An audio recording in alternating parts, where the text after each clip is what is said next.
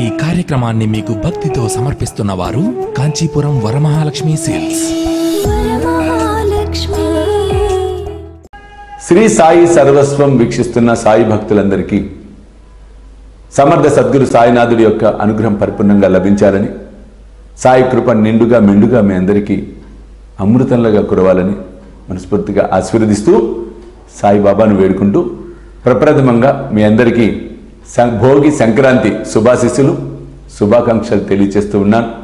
ఈ సంక్రాంతి నిజంగా మీ అందరి జీవితాలలో కాంతిని నింపాలని, అద్భుతమైనటువంటి సాయి అనుగ్రహానికి మీరందరూ పాత్రులవ్వాలని, మీ జీవితంలో ఉన్న ఒడిదుడుకులన్నీ తొలగిపోయి మానసిక ప్రశాంతతతో ఆర్థిక పుష్టితో మీరందరూ మీ జీవితాన్ని సుఖమయం చేసుకోవాలని, చేసుకుంటారని, చేయిస్తాడని నమ్మకంతో ఆస్వాదిస్తూ ఉన్నాను.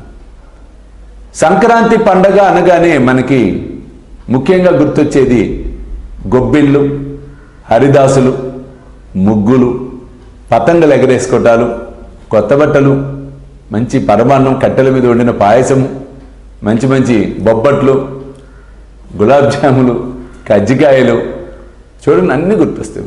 ఎందుకు పండగలాగానే చేసుకోవాలి. పండగని పండగలాగా చేసుకోకపోతే ఎలా? మేము పండగ చేసుకోం, టీవీ చూస్తూ మంచి సినిమాలు చూసుకుంటాం పొద్దునుంచి రాత్రి దాకా. అలా కాదు కదా. 360 రోజులు సినిమాలు చూస్తాం కదా మనం, 360 రోజులు టీవీలు చూస్తూనే ఉంటాం కదా. కానీ పండగ ప్రాశస్త్యాన్ని తెలుసుకుంటే మనకి భావనలు కలగవు. మకర సంక్రమణం నిజంగా అద్భుతమైనటువంటి గడియలవి. ఆ గడియలలో మనము ఈ ఉత్తేజభరితంగా ఎప్పుడైతే ఉంటామో ఆ ఆనందాన్ని అలాగే అలాగే అలాగే అలాగే సంవత్సరం అంతా కూడా పొందటం, ఆనందంతో జీవించడం అన్నది ముమ్మాటికి జరుగుతుంది.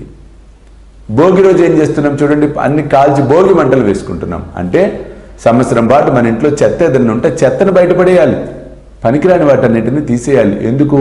పనికిరాని వాటి వలన ప్రయోజనం అనేది ఉండదు. ఉదాహరణకి పాడైన సెల్ ఫోన్ మీ ఇంట్లో ఉందనుకోండి, దాన్ని బయటపడేసేయి. పాడైన ఛార్జర్లు, మాడిపోయిన బల్బులు, చిరిగిపోయిన బట్టలు, పగిలిపోయిన కుండలు, అలాగే పనికిరాని కుక్కర్లు, పనికిరాని గిన్నెలు, పనికిరాని గరిటెలు, పనికిరాని చెప్పులు, పనికిరాని పేపర్లు, పనికిరాని పాల కవర్లు, పనికిరాని వస్తువులు ఓవరాల్గా ఇట్లాంటివన్నీ తీసేసేయాలి. ఆ నెగిటివ్నెస్ అనేది పోతుంది. అలా కాకుండా అలాగే అలాగే అలాగే ఉంచుకుంటే ఏంటి, వాట్ ఈస్ ద యూజ్? వాటి వల్ల ఏమైనా ఉపయోగం ఉందా? చూడండి, చెత్త పోగవుతోంది. చెత్త అనేటప్పటికీ నెగిటివ్నెస్ అవుతుంది, అది పూర్తి స్థాయిగా ఆలవాలం అవుతుంది. అందుకే అనేక సందర్భాల్లో వీడియోల్లో చెప్పాను, ఆ నెగిటివ్నెస్ని చేర్చుకోవద్దు ఎటువంటి పరిస్థితుల్లో. ఇలా అందరికీ గుర్తొస్తుంది. కానీ సాయి భక్తులకు వీటితో పాటుగా ఇంకొకటి గుర్తు రావాలి. ఏమిటది? సంక్రాంతి పండగ నాడు జరిగిన గొప్ప అనుభవం సాయి చరిత్రలో మేఘశ్యాముడు కథ. మేఘుడు బాబాకు భక్తుడు. ప్రతిరోజు బాబాకు గోదావరి పోయి చక్కగా అభిషేకాలు చేస్తూ ఉండేవాడు బాబా పాదాలకు.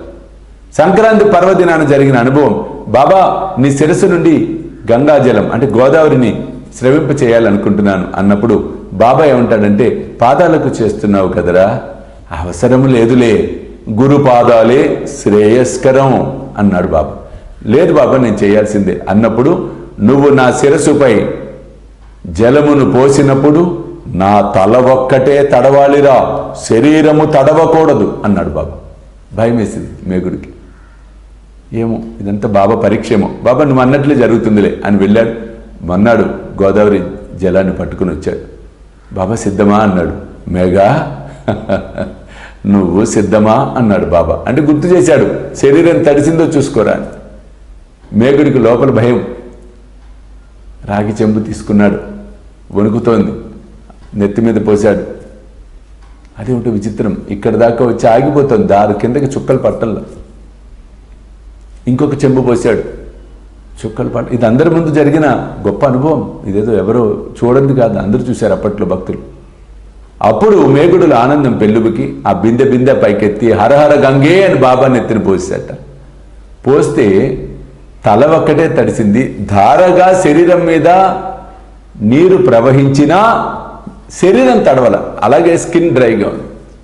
చూడండి ఎలా జరిగిందో. అంటే శిష్యుడు ఎప్పుడైతే సంకల్పంతో ఉంటాడో, శిష్యుడు ఎప్పుడైతే నమ్మకంతో ఉంటాడో, ఎప్పుడైతే విశ్వాసంతో పూర్తిగా ఉంటాడో, గురువు తప్పక అతని కోరికలను నెరవేర్చటం ముమ్మాటికి సత్యము తథ్యం. కాబట్టి పండుగ రోజు ఈ కథను మనం నెమరు వేసుకున్నట్లయితే ఆ మేగుడుకున్న భక్తి, ఆ మేగుడుకున్న అచంచల విశ్వాసం, ఆ మేగుడుకున్న పట్టుదల మనలో కూడా ప్రవేశించి మనం కూడా ఉత్తమమైనటువంటి సాయి భక్తులుగా అవ్వటం ముమ్మాటికి సత్యం. మరొక్కసారి మీ అందరికీ సంక్రాంతి శుభాశీస్సులు తెలియజేస్తూ సర్వేజన సుఖినో భవంతు. సర్వం శ్రీ సాయినాథ అర్పణమస్తు. జై సాయినాథ్. సాయి భోజన్ ఇది ఒక అద్భుతమైనటువంటి కార్యక్రమం. మీ అందరి సహాయ సహకారాలతో అత్యంత అద్భుతంగా సాయినాథుడు ఏదైతే ఆయన భావన చేశాడో, సంకల్పించుకొని ఆనాడు షిరిడీలో ప్రతి ఆదివారం గురువారం తాను స్వహస్తాలతో వండి 10 మందికి భోజనం పెట్టాడో, ఆ సంకల్పాన్ని నెరవేర్చే కార్యక్రమమే సాయి భోజన్. ఏ అకేషన్ అయినా అవ్వచ్చు, ఏ అకేషన్, ఏ శుభకార్యం, ఏ కార్యమైనా దాని సందర్భంగా మీరు కూడా ఈ సాయి భోజనంలో పాలు పంచుకోండి. సాయి కృపకు పాత్రలు కండి. జై సాయినాథ్. ఈ కార్యక్రమాన్ని మీకు భక్తితో సమర్పిస్తున్న వారు కాంచీపురం వరమహాలక్ష్మి సేల్స్.